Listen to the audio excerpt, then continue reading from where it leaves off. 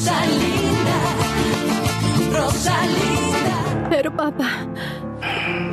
Kailangan ko mapag-isa para makapag-isip. Kaya nandito ako. Ano bang iniisip ninyo? Alam kong iniisip ko. At wala na dapat makaalam pa. Ay, Papa... Hindi yan maaayos kung hindi natin pag-uusapan. Kailangan nating tanggapin na hindi na babalik sa atin si Mama. Wala na siya sa atin, Papa. Kailangan na lang natin tanggapin to. Isipin na lang natin ang lahat ng taon na kasama siya. Lahat ng pag-aalaga. At saka lahat ng kabaitan na ibinigay niya. Sinuportahan ko siya at minahal. Tapos niloloko niya lang pala ako. Gagaan ang loob natin dahil sa masasayang ala-ala natin kay Mama. Hindi. Hindi gagaan ang loob ko dahil sa huling sandali ni Dolores, yun pa ang binigay niya sa akin na alaala. Papa, isipin niyo na lang kung nandito kaming lahat. Nandito ang mga anak niyo para sa inyo. Hindi po kayo nag-iisa. Isa sa kanila ang hindi ko anak. Paano ba ito? Pinalaki ko siya dito sa bahay. Inalagaan. Prinotektahan. Siya kaya yun?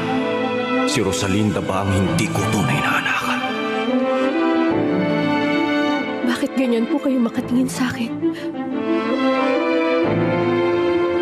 Sabi ni Lolo Florentino, ako raw po muna ang magbantay. Pupunta kasi silang lahat sa lamay. Namatay na kasi yung mama ni Rosalinda eh.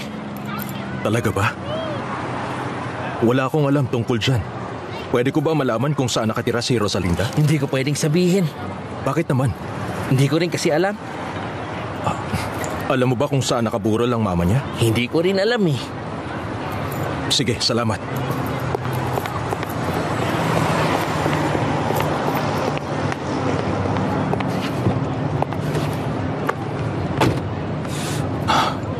Paano ko mahahanap si Rosalinda? Nasaan siya? May problema po ba, Pa?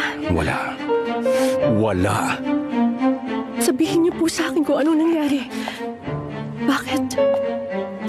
Gusto niyo po ba akong umalis? Oo, pakiusap.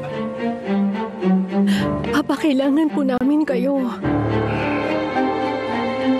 At kailangan niyo rin po kaming mga anak ninyo. Nandito lang kami. At hihintayin namin kayo.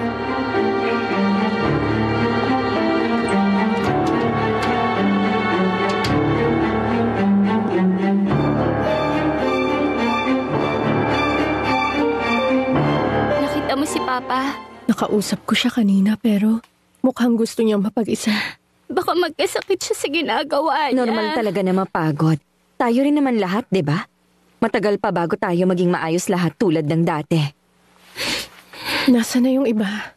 Pumunta na sila sa lamay. Kailangan na rin natin pumunta sa lamay. Si Beto, nasaan na siya?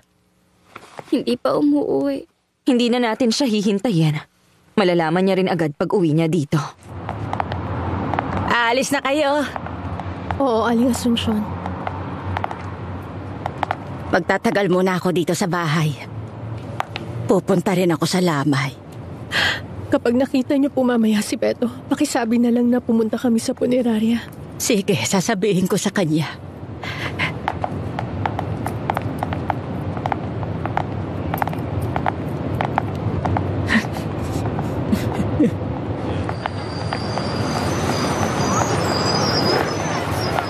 Pati ba naman sa pagpunta sa burol, wala tayong pera pambayad sa taxi?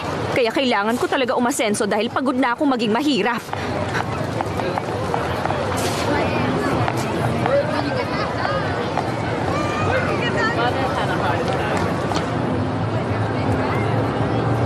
Bakit kaya ganun makatingin sa akin si Papa kanina? Parang hindi niya ako anak kung tingnan niya ako. Galit ba siya? Bakit ayaw niya sa akin?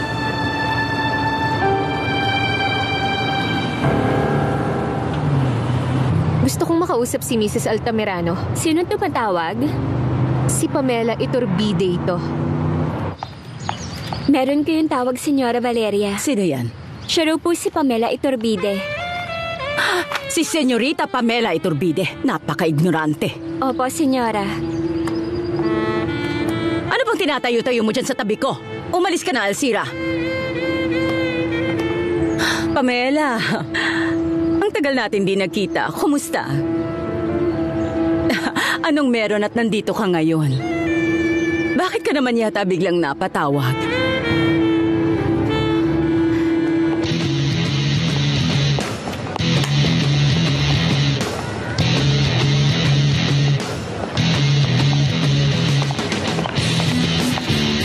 Nagpakita ka na ring bata ka.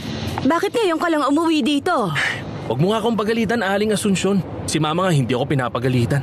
Siguro ganyan ka. Araw-araw kay Dolores kaya nahirapan siya. Kaya gano'n na lang ang nangyari sa kanya. Ano nangyari kay Mama? Nasa punerarya siya ngayon. Pasaway ka talagang bata ka. Patay na siya.